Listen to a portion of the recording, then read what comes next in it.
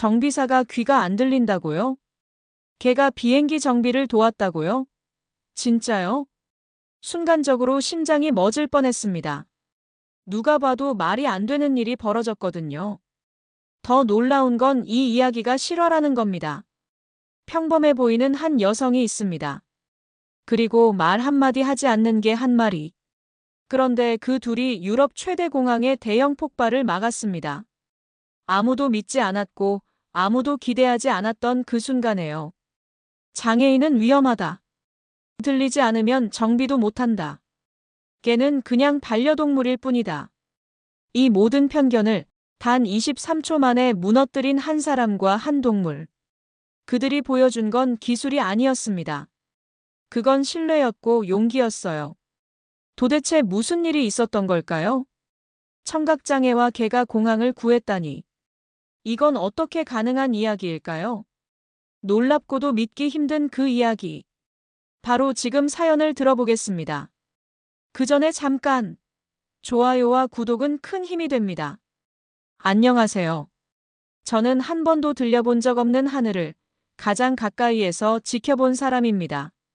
솔직히 말씀드리면요. 지금 이 글을 쓰는 것도 좀 망설여졌습니다.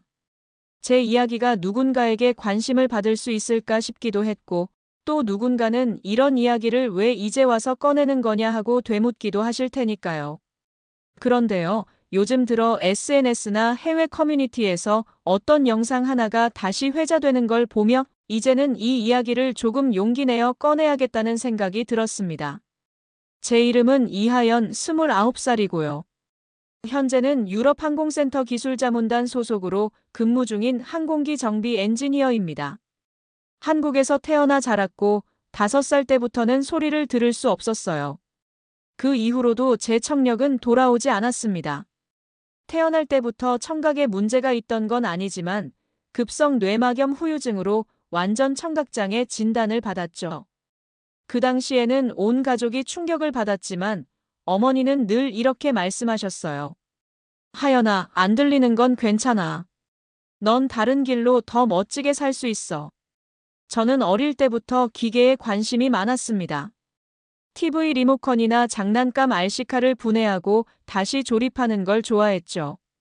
손끝의 진동이나 조작 반응을 느끼면서 이 안에 생명이 있다는 이상한 착각을 하곤 했습니다. 들리지 않는 대신 손끝과 눈으로 세상을 받아들이는 법을 자연스레 배웠어요. 그렇게 자라면서 자연스럽게 항공기 정비라는 꿈을 품게 되었고 한국의 한 특수기술 고등학교를 거쳐 장애인 정비사 프로그램이 있는 대학에 진학했습니다. 장애인에게 열려있는 기회는 많지 않았지만 저에게는 그 작은 문틈도 간절한 빛이었습니다. 그렇게 힘들게 한국에서 경력을 쌓고 독일 함부르크 국제공항이 주관하는 기술교류 프로그램에 선발되어 해외 공항으로 나가게 되었어요. 그때 저와 함께 독일로 간 파트너가 있었죠. 바로 루나라는 이름의 리트리버입니다. 루나는 단순한 반려견이 아니에요. 저의 청각 보조견이자 수신호만으로 명령을 수행할 수 있도록 훈련받은 동료였어요. 한국에서는 청각장애인을 위한 보조견 제도가 여전히 부족했기 때문에 직접 루나를 데리고 독일에서 추가 훈련을 받으며 함께 살게 되었죠. 처음 독일에 도착했을 때만 해도 기대 반, 긴장 반이었습니다. 세계적인 항공 기술진들과 협업할 기회라는 생각에 설레기도 했지만 동시에 한국에서 온 청각장애인 엔지니어라는 제 존재가 과연 이곳에서 어떻게 받아들여질지에 대한 걱정도 컸거든요. 불안한 예감은 틀리지 않았습니다. 공항기술센터에서는 처음부터 저를 별난 존재로 바라봤습니다. 제 직속 상사인 잉그리드 국장님은 매우 엄격한 분이셨고 일에 있어서 빈틈을 용납하지 않는 분으로 정평이 나 있었죠. 물론 그녀가 장애에 대해 직접적으로 무례하게 말하진 않았어요. 하지만 매번 기술회의에 저를 부르지 않거나 루나를 실험실 구역에 못 들어오게 하는 식의 소소한 배제가 이어졌습니다. 또 한 사람, 프랑스 출신의 폴이라는 파일럿도 있었는데요. 그는 특히 루나를 보며 대놓고 이렇게 말했어요. 걔를 데리고 공항에 오다니 한국에서는 이런 게 정상인가요? 정말 당황스러웠습니다. 그가 뭘 오해하고 있는지 알면서도 아무 말도 하지 않았습니다. 듣지 못하는 대신 저에겐 더 정확한 시선이 필요했고 판단에 실수가 없어야 했기 때문이죠. 그래서 더 말 대신 실력으로 보여주기로 다짐했어요. 진동과 공기 흐름, 전선 미세 진동의 이상을 느껴내는 저만의 방식으로 제가 이 분야에 왜 존재해야 하는지를. 그러던 중 공항 직원들이 언뜻 흘리던 말이 지금도 기억납니다. 저 여자는 위험하지 않을까? 정비사가 소리를 못 들으면 신호나 경보는 어떻게 확인하지? 루나라는 걔가 훈련견이라던데 그래도 너무 조용하잖아. 그렇습니다. 루나는 짖지 않아요. 대신 저의 손짓 하나로 위험을 감지하고 경고를 전달하죠. 문제는 그 조용함이 이들에겐 오히려 더 무서운 불확실성으로 느껴졌다는 점이었습니다. 하지만 저는 언젠가 보여줄 수 있으리라 믿었습니다. 언젠가는 제 방식이 틀리지 않았다는 걸 이 사람들이 알게 될 날이 올 거라고요. 그 언젠가는 생각보다 훨씬 빨리 찾아왔습니다. 그리고 그 순간이 제 인생을 완전히 바꿔놓았죠. 편견은 말로 설명할 수 없을 때 더 깊게 파고듭니다. 그래서 저는 손으로 증명하려 했어요. 제가 독일 함부르크로 오게 된 건 사실 꽤 긴 여정의 끝에서 주어진 기회였습니다. 한국에서는 중소항공사와 지방공항에서 5년 가까이 정비사로 일했지만 그 어느 곳에서도 팀의 핵심으로 인정받는 건 쉽지 않았습니다. 장애를 갖고 있다는 이유만으로 저는 항상 한 발 물러나야 했고요. 위급 상황 시 너는 도움이 될 수 없어. 반응 속도가 느릴 수 있다. 이런 얘기를 참 많이도 들었습니다. 하지만 실제 현장에서는 제가 놓친 적이 단 한 번도 없었어요. 그만큼 촉각과 눈을 갈고 닦았고 매번 누구보다 먼저 미세한 진동과 이상 반응을 감지해냈거든요. 그런 제 이력이 어느 날 우연히 유럽항공센터와 한국의 산업 기술진흥원이 공동으로 운영하는 글로벌 특수기술 인재 교류 프로그램의 심사위원 눈에 들어갔습니다. 심사위원 중 한 명이 한국공항 현장에서 있었던 제 보고서를 인상 깊게 봤다며 직접 연락을 주셨고, 그렇게 저는 1년간 독일 함부르크 국제공항기술센터에서 근무할 수 있는 기회를 얻게 되었어요. 그때 저는 망설임 없이 루나와 함께 비행기에 몸을 실었습니다.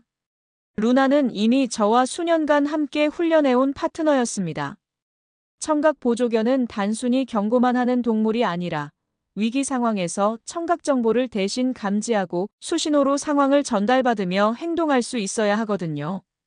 루나는 소리 없는 언어를 완벽히 이해하는 아이였어요. 그런데 독일의 분위기는 제가 생각했던 것과는 달랐습니다. 기술센터는 분명 세계 최고의 설비와 전문가를 갖춘 곳이었지만 장애에 대한 인식은 의외로 보수적이었습니다. 대부분의 기술자들은 효율과 안전을 가장 중요한 기준으로 삼았고 그 속에서 청각장애는 위험 요소로 치부되곤 했죠. 특히 잉그리드 국장님은 저를 철저하게 거리두는 태도로 일관했습니다. 첫 인사 자리에서 제가 진동 패턴 기반 점검 방식을 주로 사용합니다라고 소개했을 때도 그녀는 이렇게 말했어요.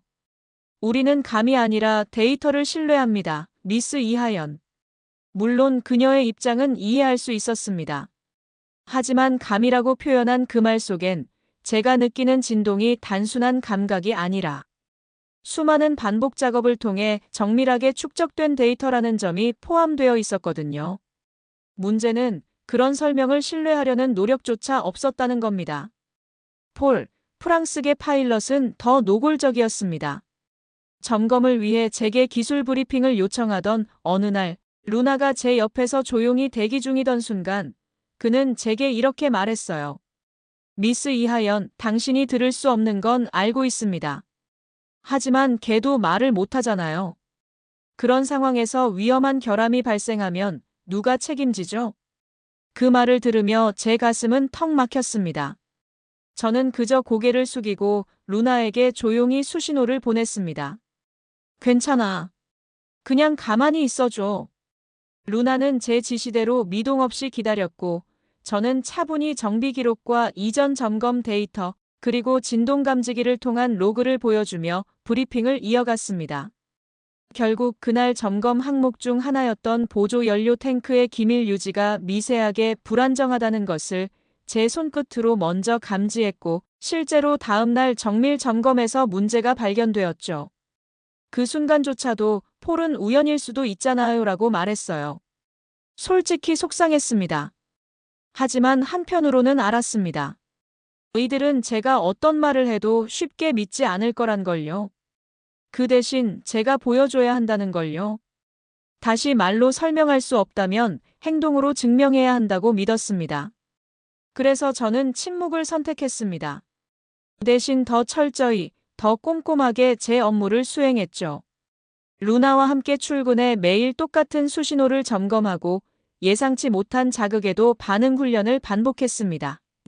사람들은 여전히 수군거렸고 몇몇은 루나를 비정상적인 장비라고 표현했지만 저는 그 말들에 흔들리지 않으려 노력했습니다. 그러던 어느 날이었습니다. 평소처럼 점검 업무를 마치고 사무실로 돌아오던 중 루나가 갑자기 한 방향으로 몸을 돌렸습니다. 수신호 없이 반응한 건 처음이었기에 저는 당황했고 곧바로 루나에게 제 수신호를 보냈습니다. 경계, 감지된 이상 확인. 루나는 천천히 그러나 확신에 찬 눈빛으로 항공기 경납고 B구역을 향해 걸어갔고 저는 본능적으로 따라갔습니다. 그때까지만 해도 저는 이 일이 어떤 거대한 사건의 시작이 될지 상상하지 못했습니다. 그날 루나는 단 한 번도 짖지 않았습니다. 그런데 세상이 가장 크게 울렸어요. 루나가 반응했던 그 순간 저는 직감적으로 알 수 있었습니다. 평소와는 분명 달랐어요. 그녀의 몸짓엔 본능 이상의 긴장이 서려 있었고 단순한 주변 소음에 반응한 것이 아니라 명확한 이상을 감지한 태도였습니다. 저는 즉시 그녀의 방향을 따라 경납고 B구역 쪽으로 향했고 근무 종료 직전이었음에도 불구하고 한 기체의 연료 공급 라인 주변에서 미세한 흔들림과 불안정한 진동을 느꼈습니다. 제 손끝은 거짓말을 하지 않아요. 이건 단순한 기계 오작동이 아니었어요. 그리고 제 눈에 들어온 건 바로 연료 라인의 미세한 파손. 눈으로 봐서는 거의 보이지 않을 정도의 균열이었지만 저는 압박 밸브 근처에서 일반적이지 않은 진동 패턴을 느꼈습니다. 연료가 이미 흘러나오고 있었고 문제는 그 인화성이 극도로 높은 타입이었다는 겁니다. 긴급! 연료 라인 27-B 누출 감지. 밸브 수동 차단 필요. 저는 기술센터로 바로 알람을 전송했지만 당시 그 구역은 정식 점검 구역이 아니었고 퇴근 시간 직전이라 대부분의 기술진과 관제 요원들은 이미 작업을 마치고 사무실을 빠져나가고 있었습니다. 자동 제어 시스템도 해당 구역에선 통제가 제한적이었고 무엇보다 폭발 위험성이 점점 증가하고 있었죠. 문제는 연료 라인 근처 밸브를 수동으로 차단하지 않으면 폭발로 이어질 가능성이 매우 높았다는 것입니다. 그리고 그 수동 밸브는 밀폐된 기술 경납고 내부에 위치해 있었으며 사람의 접근이 거의 불가능한 구조였어요. 고온, 고압, 그리고 가스 누출. 한 발 잘못 디디면 그 누구도 살아나오기 힘든 구역이었습니다. 그 순간 저는 루나에게 수신호를 보냈습니다. 밸브 접근. 좌측 패널. 위험. 빠르게. 루나는 제 시선을 깊게 바라봤습니다. 그 짧은 몇 초 사이, 우리 둘 사이엔 수없이 많은 훈련과 기억들이 스쳤습니다. 제가 처음으로 그녀에게 수신호를 가르치던 순간, 한국에서 함께했던 응급훈련, 그리고 수많은 시선과 차별 속에서 끝내 서로만 믿고 걸어왔던 시간들이요. 그리고 루나는 달렸습니다. 그녀는 정확히 패널 위치를 향해 돌진했고 충격을 감지하자 자동으로 움직이는 구조장치를 발로 눌렀습니다. 그와 동시에 내장된 경보장치가 작동했고 공항 관제실에도 즉시 긴급 경고가 울리기 시작했습니다. 연료 공급이 중단되고 내부 냉각 시스템이 자동 가동되었어요. 단 23초 만에 이루어진 일이었습니다.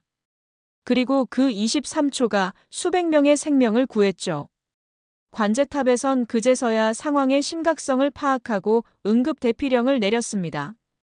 그리고 루나는 마치 아무 일도 없었다는 듯 제게 돌아와 조용히 제 옆에 앉았습니다. 그녀는 단 한 번도 짖지 않았습니다. 하지만 그날 함부르크 공항 전체가 그녀의 행동에 경악했고 전 세계가 놀랐습니다. 다음 날 아침 그 장면은 공항 CCTV 영상과 함께 SNS를 통해 퍼졌습니다. 청각장애 정비사와 그녀의 무음견 루나가 함부르크 공항을 구하다. 라는 제목의 영상은 불과 몇 시간 만에 수십만 회 이상의 조회수를 기록했고 각국 언론에서 취재 요청이 쏟아졌습니다. 독일 공영방송은 루나를 사운드리스 히어로라고 불렀고 영국 BBC에선 기계보다 정확한 손끝, 개보다 더 인간적인 용기라는 문구를 기사 제목에 실었습니다. 그제야 사람들이 저희를 보았습니다. 그동안의 편견과 무시, 배척을 뒤로 한 채 진짜 모습을 보기 시작했어요. 가장 충격적이었던 건 폴이 제게 다가와 했던 말이었습니다. 미스 이하연, 진심으로 사과합니다. 당신과 루나는 우리가 이 공항에서 마주한 유일한 영웅입니다. 그리고 잉그리드 국장님 역시 며칠 후 공식 발표 자리에서 고개 숙여 말했습니다. 저는 그녀를 믿지 않았습니다. 그녀가 가진 방식이 불안했고 그 불안을 핑계로 외면했죠. 하지만 오늘 저는 진심으로 그녀에게 사과합니다. 그리고 저희 공항이 그녀와 루나를 자랑스럽게 생각한다고 선언합니다. 그 말이 끝나자 많은 사람들이 박수를 쳤습니다. 저는 그 자리에 서서 아무 말도 하지 않았습니다. 다만 루나에게 가볍게 손짓을 보냈습니다. 우리 해냈어. 그날 이후 루나는 함부르크 공항의 명예견으로 공식 지정되었고 루나의 조형물이 공항 입구에 세워졌습니다. 조형물 밑엔 이런 문구가 새겨져 있습니다. 이게는 짖지 않았지만 그 누구보다 큰 소리로 생명을 지켰다. 이제 저는 더 이상 설명하지 않습니다. 대신 살아갑니다. 저답게 루나답게. 사건 이후로 많은 것이 달라졌습니다. 루나와 저는 그저 작은 기술자와 조용한 보조견일 뿐이었는데 어느 날 갑자기 국제뉴스의 헤드라인이 되었고 공항에서는 매일같이 루나를 볼 수 있냐는 요청이 쇄도했습니다. 심지어 공항 직원들조차 이제는 루나에게 먼저 다가와 인사를 건넸고 그녀가 지나가면 아이들은 손을 흔들며 히어로 루나 라고 외치기도 했습니다. 하지만 그보다 더 큰 변화는 제 자신에게 있었습니다. 그 전까지 저는 늘 해명하려고 애썼습니다.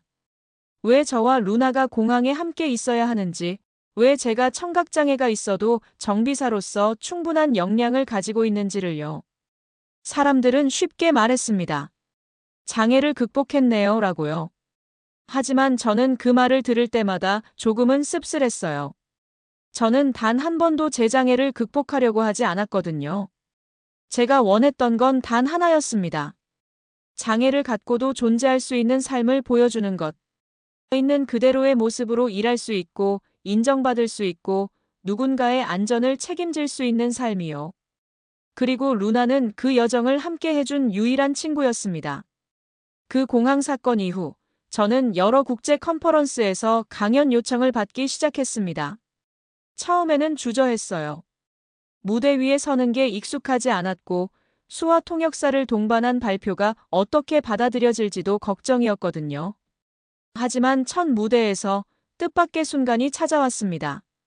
저는 강단 위에서 천천히 수신호를 보냈고 루나는 그 신호에 반응해 천천히 단상 위로 걸어 나왔습니다. 강당은 조용해졌고 모두가 숨을 죽인 채 우리를 지켜봤습니다. 그리고 저는 이렇게 말했습니다. 저는 들을 수 없습니다. 하지만 제 곁에 있는 이 존재는 언제나 저보다 먼저 위험을 감지합니다. 우리는 말이 통하지 않아도 같은 언어로 살아갑니다. 그날 수많은 사람들이 눈물을 흘렸습니다. 그리고 그 이후 청각장애 정비사 이하연과 보조견 루나는 장애와 보조기술을 재정의한 대표 사례로 알려지게 되었죠. 더 나아가 한국 정부에서도 저를 통해 청각장애인을 위한 특수기술인 양성 프로젝트를 제안했고 저는 곧 그 프로젝트의 자문위원으로 참여하게 되었습니다. 여기서 멈추지 않았습니다. 저는 한국에서 다시 기술학교를 찾아가 강연을 이어가기 시작했고 루나와 함께 전국의 특수학교를 돌며 아이들과 눈을 맞추고 수신호를 가르쳤습니다. 그 아이들은 늘 이렇게 말하더군요. 선생님, 저도 루나 같은 친구가 있었으면 좋겠어요. 그럴 때마다 저는 웃으며 대답했습니다. 루나는 단지 특별한 훈련을 받은 개가 아니에요. 너희 마음을 믿어주는 존재가 있다면 그게 바로 루나예요. 시간이 흘러 루나의 털에도 조금씩 흰빛이 스며들기 시작했습니다. 나이가 들고 있다는 신호였죠.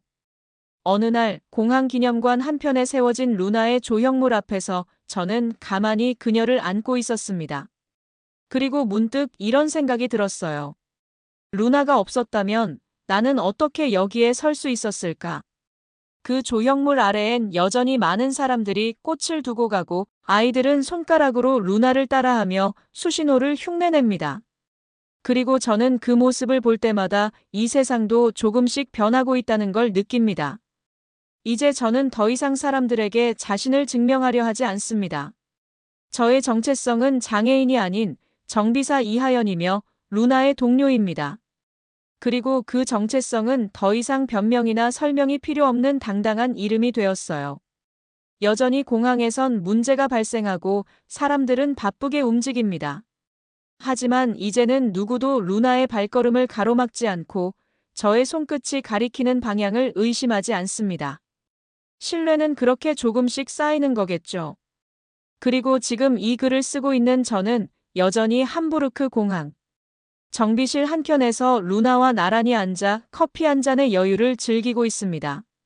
물론 저는 커피향을 느끼지 못하지만 루나의 숨결을 통해 그 따뜻함을 대신 느낄 수 있어요.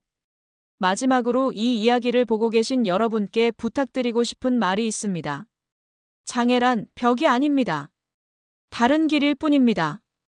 그 길 위에서 함께 걸을 수 있는 존재가 있다면 우리는 누구보다 멀리 갈 수 있습니다. 감사합니다. 그리고 루나야, 우리 아직 끝난 거 아니지? 오늘의 이야기가 마음에 닿았다면 좋아요와 구독, 그리고 공유 부탁드립니다. 여러분의 사연도 제보해주세요. 다음은 여러분의 이야기가 주인공일지도 모릅니다.